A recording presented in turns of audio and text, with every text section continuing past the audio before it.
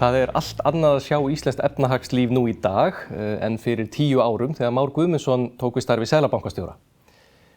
En nú styttist í að skipt verður mann í brúnni og að því tilefni afar ánægjulegt að fá að ræða þennan áhugaverða áratug. Velkominn Már og takk kærlega fyrir að setjast hér með okkur í Norðurturninn. Takk fyrir það. Ég held ég komist nú varla hjá því að byrja á að spyrja þig hvað tekur við. Nú hefur setið í stól seðlabankastjóra í undanfarinn áratug. Ertu búin að ákveða hvað þú gerir í haust? Já, ég búin að ákveða það. Fyrsta lagi ætla ég að taka einhverja 2 mánuði til að gera eins lítið og mögulegt og taka langfrátt frí og fara hingað og þangað. En síðan ég búin að lofa mér því að ég hef búin að vera að stjórna fólki síðan miðjan 9. áratuginn. Var fyrst með einhverja 5 og svo 15, eitthvað svoleiðis 15, 20 síðan 115 í 3 heimsálfum og svo núna 180 og mjög fjölbreytt málasvið og mikla stjórnsýslu og stjórnun og annað þvílíkt og nú hef ég sagt þið sjálf með nú þessum tíma lokið og ég hef núna meira áhuga á því að svona raða saman verkefnum svona allavega til að byrja með sumt kannski innanlands og sumt kannski erlendis þá kemur nú allt í ljós og einnig að skrifa. Ég hef svona verið að negla mig upp í vegg upp á síðustu mánuðum. Ég var með alþjóðlega ráðstefnu núna daginn, bara fyrir helgina. Það sem voru mættir 4 aðrir seðlabankastjórar og hún voru býrt á neti banka fljótlega. Og þar svona í tali og víðar hef ég svona verið að segja að ég myndi nú kannski skrifa bók.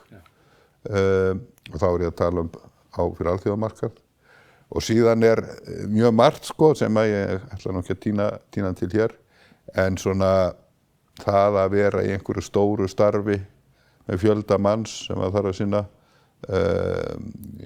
ég hef svona lofað mér því að því sé lokið en ég hef lofað mér ýmsu í fortíðinni sem ég ekki efnt en ég vona ég efni þetta. Já. Nú, þinn arftaki mun taka við eilítið breyttum seðlabanka. Nú á að gera breytingar sem koma auðvitað utanfrá seðlabankans, þetta ekki ákveðið seðlabankanum sjálfum í rauninni. Hvernig líst þér á slíkt? Það góður tími til að hætta kannski? Sko, seðlabanki náttúrulega átti mjög stóran hlut í því ferli öllu saman.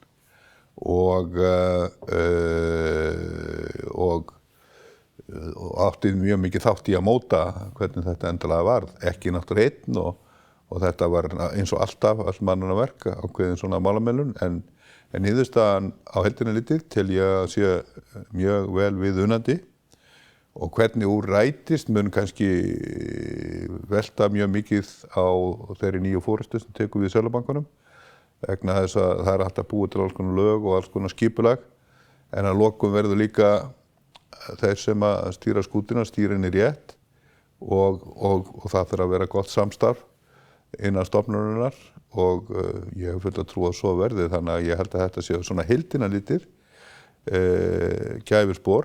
Þegar ég kom hér fyrst til landsins að þá vakti ég athygli á því að þessum vanda sem að væri til staðar og kom upp í fjármálakreppunni að hér hefur seðlabanka sem lánveitandi þrautavara fjármálaeftirlit fæddist út úr því hlutverki seðlabanka að vera lánveitandi þrautavara vegna þess að ef þú ert að lána, alveg eins og Íslandsbanki ef hann að lána einhverjum, þá vill hann vita eitthvað getur hann borgað tilbaka og hver hans efnahagur og annað þvílíkt en það var í annarri stofnun og það skapaði vandamál í kreppunni. Nú búið að leysa það og nú síðan náttúrulega hefur verið aukin áhersla á fjármálastöðugleika og það hefur líka kallað á mikið samstarf á milli Seðlabankans og fjármálaeftirlitsins sem hefur stórt til gengið vel en eiga síður munu þessar breytingar gera það verkum að það ætti að vera enn tryggara það búið. Hefðir þú kosið að það hefði verið gengið lengra? Nei, ef eitthvað þá var kannski gengið lengra heldur en svona ég upphæði var að leggja upp með og reyndar aðrir en vegna þess að rökin stóðu til þess að sameina Seðlabankanum sko setningu varúðarregla varðandi kerfislega mikilvæga fjármálafyrirtæki varðandi það tæki sem virkuði inn á fjármálastöðuleikann og varðandi líka eindarvarúð varðandi svona slíka hluti en ekki endilega sameina allt sem FME með svo sem eins og viðskiptaeftirlit, neytendavernd og annað þvílíkt og þar náttúrulega mikið af svona málum sem auðvitað mjög mikilvæg til þess að varðveita traust á fjármálakerfið og tiltrú og annað þvílíkt en skipta kannski ekki miklu máli varðandi svona þessa stóru mynd fjármálastöðuleikans, peningastefnunar og efnahagsmáluna eins og til dæmis bara það að tryggja það að fara sér að reglum og annað þvílíkt. En bara í litlu landi þá eru rök fyrir því að gera þetta svona og það var ljóst að eða 8 heiltæk sátt, þá var þetta að vera heiltæk sameining og það er það sem varð. Það er búið í reglunum að setja alls konar svona girðingar fyrir neikvæð hliðaráhrif sem að því hlýst og þannig að ég er mjög bjartsýnn á að þetta eigi að geta gengið vel. En þegar þinn eftirmaður tekur við, þá tekur hann við á allt öðrum tímum en þegar þú komst hingað aftur til landsins. Hvernig var það að koma aftur inn í Seðlabankann á þessum tíma með tilliti til þeirra verkefna sem varð að ráðast í strax? Það hefur sjaldan verið jafn mikil óvissa í íslensku efnahagslífi og akkúrat á þeim tíma sem þú tekur við starfi Seðlabankastjóra. Jú, það var auðvitað náttúrulega mjög einstakt og kannski á sumu leyti skrítið en maður kannski hugsaði ekkert svo mikið út í það vegna þess að ég var á þessum tíma staddur hjá Alþjóðagreiðslubankanum og ég hafði setið ég satt á til dæmis fundum í G10 seðlabankastjórana þegar var verið að glíma við framráskreppunnar og afleiðingar hennar og fjölda annarra funda þannig að það má ekki gleyma því að bara þessum tíma þá bara nötraði hinn alþjóðlegi fjármálaheimur og það var alveg ljóst bara strax á haustmánuðum 2008 að það stemdi í töluverðan samdrátt á heimsmælikvarða og sum lönd myndi verða út heldur en önnur. Þannig að ég var auðvitað alveg undir það allt búinn, allt sem lautaði þessu efnahagslega. Það sem var kannski, maður hafði kannski ekki hugsað út í, var þessi pólitíska órói og eiginlega sem sagt hvernig skortur og traust í samfélaginu gerði allt miklu erfiðara. Og maður hafði svona meira hugsað svona þessu út frá þessari efnahagslegu hliði og að því leytinu til var þetta erfiðara varðandi sem sagt svona stóru hlutina í efnahagsmálunum þá fór þetta auðvitað betur heldur en ég átti von á sérstaklega á síðustu árum en það hefur ekkert endilega allt að gera með hvernig var tekið á hlutum í kreppunni. En ég átti alltaf von á því að Ísland myndi rísa. Ég var ekkert alveg viss að það yrði stöðugt efnahagsástand, en það varð það. Það sem mér finnst náttúrulega feikilega mikilvægt það að við höfum varðveitt stöðuleika í gegnum meira og minna allt þetta ferli. Og viðskiptaafgangur hefur varðveist. Við erum að verðbólgan fór tímabundið hátt upp, en sem afleiðinga bara þessar miklari gengislækkun sem verður á árunum 2008 og inn á árið 2009.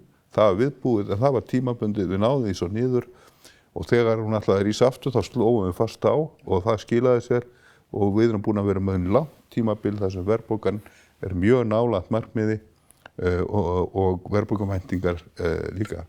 Þannig að ég var aldrei viss það að sá árangur myndi nást, en það er eitt af því sem mér þykir ánægjulegast. Heldur þú að þetta sé búið að breytast til frambúðar vegna þess að þessi stöðugleiki sem þú nefnir, hann hefur ekki bara, hann kom ekki allt í einu, hann hefur aukist í rauninni. Við erum í dag aðeins, kannski á öðrum staðum við vorum 2013-2014, það er alltaf enn meiri stöðugleiki í verðbólguvæntingum. Einhverjir hafa sagt að það sé meiri trúveruleiki eða meira traust á peningastefnunum og áhrif hennar. Myndir þú telja að Íslendingar ættu þá að fara að venjast því að hér verði meiri stöðugleiki, að hér verði lægri vextir þá til langframa, það sem allir hafa verið að óska eftir. Erum við komin þangað eða á leiðinni þangað? Já og nei, það er að segja, við erum á þeim stað, það er hægt að halda okkur þar með réttri stefnu, svo lengi sem að við verðum ekki fyrir einhverjum mjög þungum höggum utanfrá, hvað sem eru fjármálalega eða efnahagsleg, og ég held að útlitið sé fyrir núna næstu ár, nema einhver stórkostleg mistök séu gerð, að þá verði verðbólgan nálægt markmið og verðbólguvæntingarnar og við verðum með miklu lægra vaxtastig heldur en við eigum að venjast. En það eru auðvitað hægt að ef við leggjumst öll á árar að skapast óstöðuleika, þá er það alveg hægt og með bæði óábyrgri efnahagsstefnu, peningastefnu og hegðun og vinnumarkaði og annað því. Þannig og yfir tíma þá er alveg hugsanlegt að það verið grafið undan þessum árangri. Það er bara reynslan annars staðar frá. Jú, þú fær fjármálakreppur og svo er allt lagað til og regluverk hert og laga það sem úrskeiðis fór. En svo kemur næsta kynslóð og svo næsta kynslóð og þá kannski gleymist þetta allt og þá fer að grafa undan þessu. Þannig að það er engin ástæða til annars heldur en að vera á varðbergi. Svo varðandi lága vexti, það er náttúrulega hluta því er vonandi fyrir heimsbúskapinn tímabundið vegna þess að ef það er þannig að stóri hluti heimsins og til þess að evrusvæðið og svona er svo veiklað að það þurfa að búa við 0% vexti eða þvílíkt, þá er auðvitað einhverja mjög mikið og þá mun einhver gefa eftir. Þannig að það er ekki heilbrigt ástand heldur. Nei. Þú nefndir pólitískan óstöðuleika og hann hafi komið þér á óvart kannski eða allavega verið svolítið fyrir svona í upphafi. En hversu miklu máli skiptir samhljómur á milli ríkisstjórnar og Seðlabanka? Finnst þér meiri gagnkvæmur skilningur í dag en var? Ég held að það sé ekki rétt að segja að hann pólitíski óstöðuleiki hafi verið mestur í upphafi. Ég meina, hann endist mjög lengi og er kannski ekki alveg búinn. Yfirleitt er það þannig að fyrst koma fjármálakreppunar, svo koma efnahagskreppunar og svo koma pólitískreppunar. Og það Ísland er ekkert eitt þetta. En hafandi sagt það, þá myndi ég segja að ég er búinn að sitja sem seðlabankastjóri með nokkrum ríkisstjórnum og yfir allt tímabilið hefur að mínu viti verið mjög gott samstarf við þá aðila sem mestu máli skipta varðandi hagstjórnina ríkisstjórnarmegin. Það er sérstaklega fjármálaráðherrann á hverjum tíma fjármálaefnahagsráðherrann og einhverju leyti inn í forsætisráðuneytið og það er mjög gott líka í dag. En það er náttúrulega breytir því ekki að það er svona allt þetta mikla vantraust sem að var til staðar gerði það auðvitað kannski erfiðara að ráðast í einhverja aðgerðir sem voru kannski augljós og það var búið að móta, voru réttar og voru kannski lokum farnar en af því að það þurfti svo mikinn tíma til að skapa það samstöðu og traust þá töðust hlutir og dæmi þetta til þess losun fjármagnsháttana.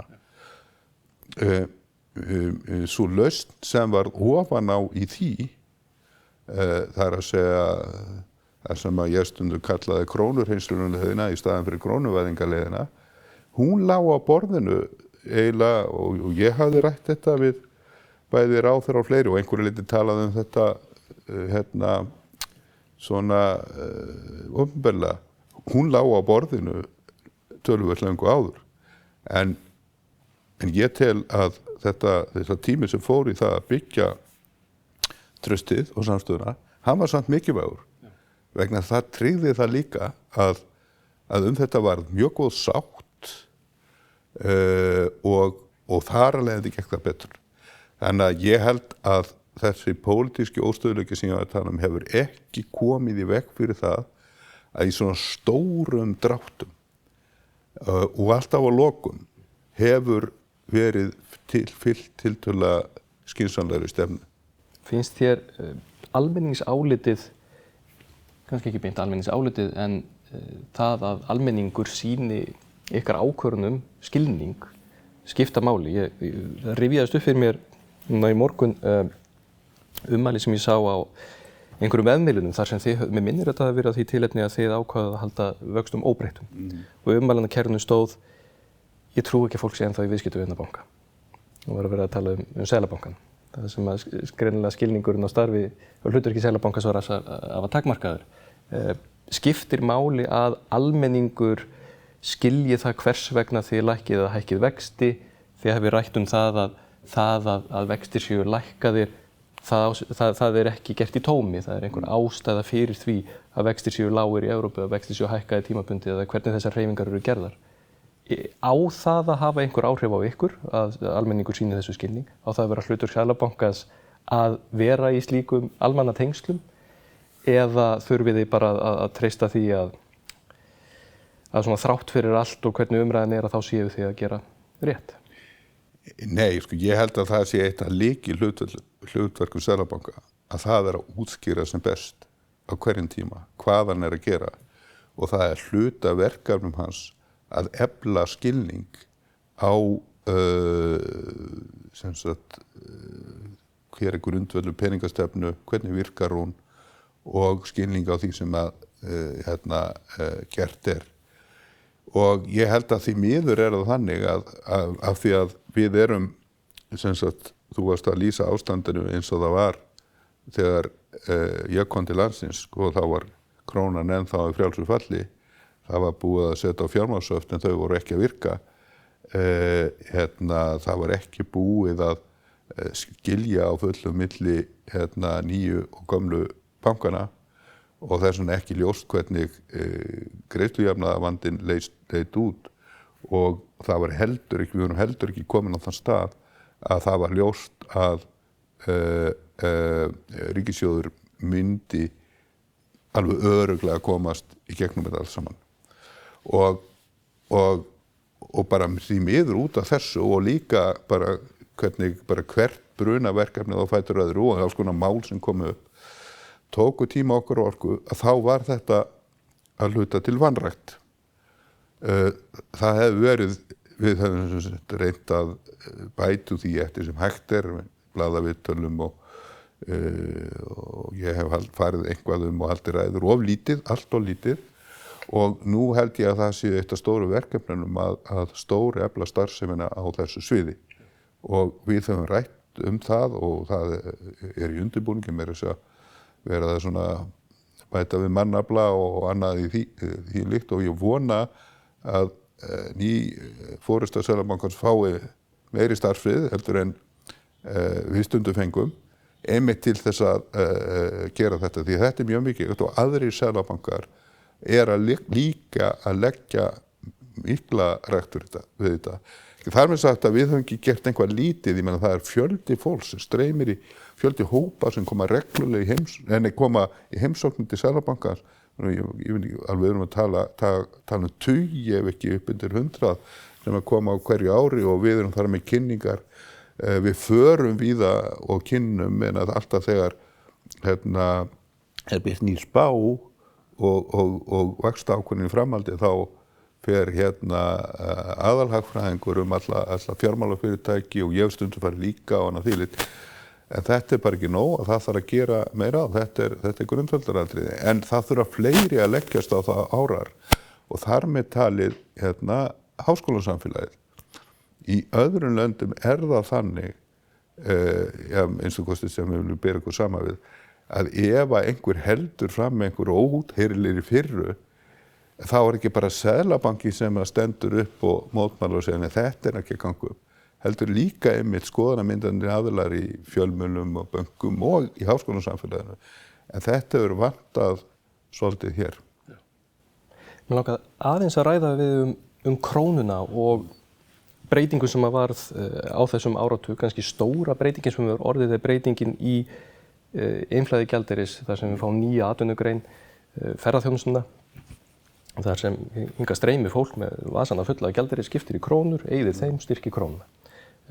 Aðalhagfræðingur okkar Jón Bjarki Bentsson, hann hefur bent á það eða svona verið að velta því fyrir sér hvort þarna sé komin ákveðin aðstoð við það að minnka sveiflur í krónunni þar sem að þessi innbeðju sveiflujafnar í þessu þegar krónan er orðin of sterk fyrir ferðamennina þá fækkar ferðum þeirra hingað, það veikir krónuna örlítið á móti, þegar hún er komið á ásættanlegt stig fyrir ferðamennina þá koma þeir aftur, koma með sína peninga og styrkja hana að nýju. Er þetta eitthvað sem, þessi nýja viðbót við íslenskan efnahag, er þetta að fara að auka stöðugleika gengis krónunar? Það mætti kannski færa rök fyrir því að við séum búin að sjá þetta gerast á undanförnu? Nei,